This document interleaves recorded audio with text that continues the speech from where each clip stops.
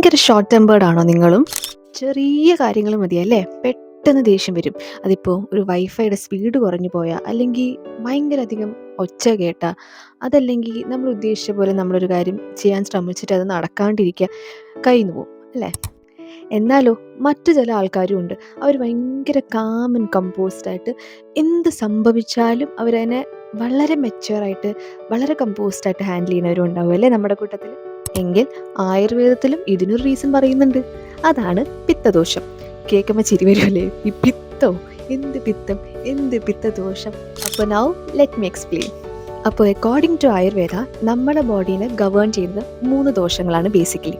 അതിൻ്റെ അകത്ത് വാദം, പിത്തം, കഫം. അതിൽ തന്നെ പിത്തദോഷം നോർമലായിട്ട് ഫങ്ഷൻ ചെയ്യുമ്പോഴാണ് നമ്മുടെ ബോഡിയുടെ metabolism, digestive function, memory, thinking ability, അല്ലെങ്കിൽ ആ ഒരു ഡ്രൈവ്, നമ്മുടെ ലൈഫിലുണ്ടാകുന്ന ആ ഒരു ഡ്രൈവ്, ഇതൊക്കെ മെയിൻറ്റെയിൻ ചെയ്യാൻ വേണ്ടിയിട്ടുള്ള ഏറ്റവും ഹെൽപ്ഫുൾ ആയിട്ടുള്ള ദോഷമാണ് നമ്മുടെ പിത്തദോഷം. എന്നാലോ any fluctuation to these doshas can lead to many other symptoms. അതെന്തൊക്കെയാണ്? നമുക്ക് നോർമലി ഉണ്ടാകുന്ന അസിഡിറ്റി, അല്ലെങ്കിൽ നമ്മുടെ ബോഡിയിൽ ഉണ്ടാകുന്ന റാഷസ്, അല്ലെങ്കിൽ ഉള്ളിൽ നിന്നുള്ളൊരു ചൂട് പോലത്തെ ഒരു പ്രശ്നങ്ങൾ, അല്ലെങ്കിൽ നമ്മൾ പുളിച്ചു തേട്ടലെന്ന് പറയുക, അതും അല്ലെങ്കിൽ നമ്മുടെ മേത്തുണ്ടാകുന്ന ചെറിയ ചെറിയ ബംസ് പോലെ, അങ്ങനെയുള്ള കുറേ സിംറ്റംസ് നമുക്ക് നോർമലി ഇവിടെ കാണാൻ പറ്റും. ഏറ്റവും രസമുള്ള ഫാക്ടർ, ഇപ്പോഴത്തെ നമ്മുടെ പ്രസൻറ്റ് ലൈഫ് സ്റ്റൈൽ ഇതിനെല്ലാം അഗ്രിവേറ്റ് ചെയ്യുന്ന ഫാക്ടേഴ്സാണ്.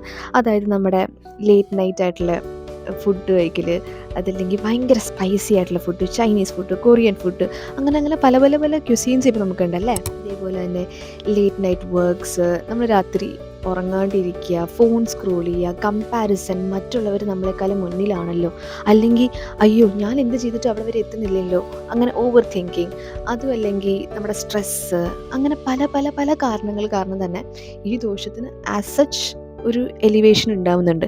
അതിൻ്റെ കൂട്ടത്തിൽ നമ്മൾ കുറച്ചുകൂടെ എക്സ്ട്രാ ആയിട്ട് ഫുഡ് ഹാബിറ്റ് മെയിൻറ്റെയിൻ ചെയ്യാത്തതും, ലാക്ക് ഓഫ് എക്സസൈസ്, ഇതൊക്കെ കാരണം അത് എക്സാഗ്രേറ്റ് ചെയ്യാറുമുണ്ട്. അപ്പോൾ എന്താ, ഇതിനൊരു സൊല്യൂഷൻ ഇല്ലേ? അങ്ങനെ വരാൻ വഴിയില്ലല്ലോ അല്ലേ ആയുർവേദത്തിൽ. എന്നാൽ ഇതിനും സൊല്യൂഷൻസ് ഉണ്ട്. ആദ്യം തന്നെ നമ്മൾ ചെയ്യേണ്ടത് അവോയ്ഡ് ചെയ്യാം ഈ സ്പൈസി ആയിട്ടുള്ള എരിവ്, പുളി, വറുത്തത്, അങ്ങനത്തെ ഉള്ള ഫുഡ് ഐറ്റംസ് ഒക്കെ അവോയ്ഡ് ചെയ്യാം. മാക്സിമം നമ്മൾ ഈ മീൽ സ്കിപ്പ് ചെയ്യുന്നത് അത് അവോയ്ഡ് ചെയ്യാൻ നോക്കണം. കാരണം നമ്മളിപ്പോൾ ഒട്ടുമിക്ക എല്ലാവരും ഏറ്റവും ആദ്യം മാറ്റി വയ്ക്കുക ഫുഡാണ് അല്ലേ. എന്തെങ്കിലും വർക്ക് ലോഡ് എക്സ്ട്രാ ഉണ്ടെങ്കിൽ ആദ്യം നമ്മൾ മാറ്റി വയ്ക്കുക, ഫുഡിനെ അങ്ങോട്ട് മാറ്റി വയ്ക്കും, അത് പിന്നെ കഴിക്കാമല്ലോ എന്നൊരു തോന്നല. പക്ഷെ നമ്മളൊരു കാര്യം മനസ്സിലാക്കണം, നമ്മുടെ ബോഡിയും ഒരു എൻജിൻ തന്നെയല്ലേ. അതിന് വർക്ക് ചെയ്യണമെങ്കിലും അതിന് ഫ്യൂവൽ വേണം. ആ ഫ്യൂവൽ നിങ്ങൾ പ്രൊവൈഡ് ചെയ്യാണ്ട് നമ്മൾ അതിനകത്ത് ഓവറായിട്ട് സ്ട്രെയിൻ ചെയ്തുകൊണ്ടിരുന്നിട്ട് കാര്യമുണ്ടോ? ഇല്ല. So just remember, your anchor is not your personality flow.